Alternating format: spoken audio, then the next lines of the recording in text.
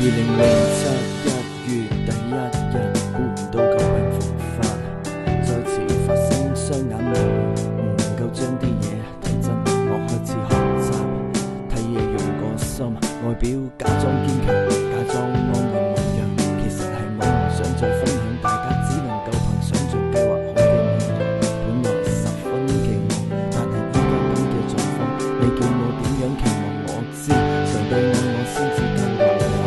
我想知我過去係咪有做錯，每件意外嘅發生總會有個原因，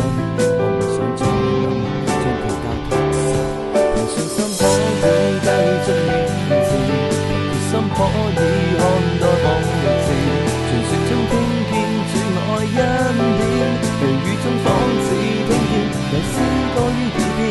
可以看是永遠，神話中講到有愛是鍛鍊，危難中禱告不再敷衍，沉睡中的我仍相信奇蹟將會彰顯。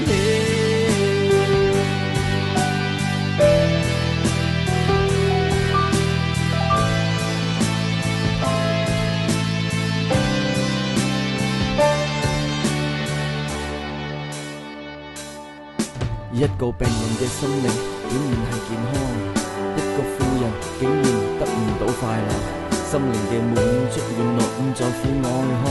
而係喺乜嘢環境都依然心情爽朗。原來呢一切可以係一個過程，透過呢個過程我揾返我自己，認識自己，並且唔再泄氣，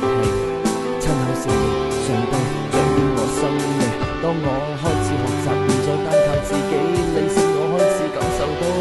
新細胞繁殖獲取勝利，唔需要靠環境滿足嘅生命就會